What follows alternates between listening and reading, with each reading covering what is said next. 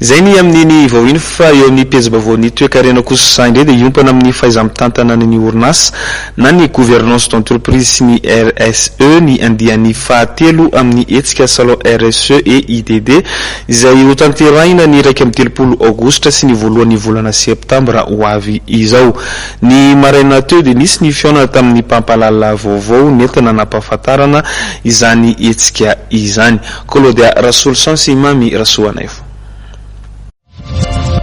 Raha ny fanadihadiana izay nataony taona 2012 dia mbola vitsy ny orinasa eto Madagasikara no mampiatra ny RSE na ny responsabilité sociétale des entreprises. Mba hisiany ny fampandrosoana maharitra ary mahakasika ny rehetra nefa dia manana anjara toerana lehibe ny orinasa eo anivon'ny sehatra tsy miankina. Manokana hoe mahakasika ny RSE mbola tany amin'ny 2011 nisy farany dia tany amin'izay zany efa hita fa mbola vitsy be zany ny orinasa hoe tena manatanteraka ny atao hoe RSE amin'ny tena hoe RSE maizy azy zany dia sarotra be moa zany mety manome izy fa ny azo lazaina moa zany mbola somary vitsy fa misy ihany koa nefa ny orinasa efa manao RSE nefa tsy fantany akory RSE mety atao ty fa zavatra efa iainany andavanandro zany dia izy fa tsy mbola fahitany zareo mazava fotsiny hoe tena RSE le zavatra hoe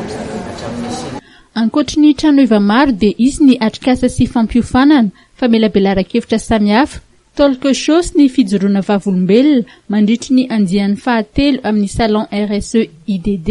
izay ho tanterana ny faha 1 aogositra sy ny voalohan'ny volana septambra ho avy izao. Amin'ity andiany fahatelo ity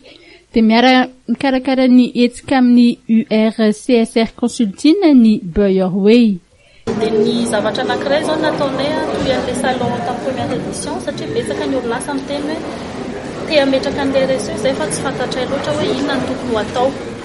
Dia niara-niasa tamin'ny UNICEF zao zay sy misy orinasa teo amin'ny 20 teo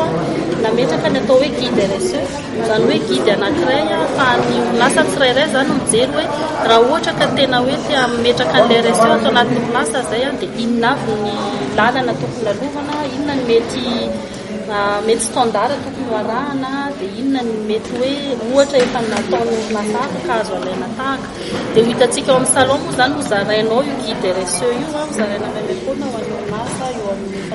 efajato eo.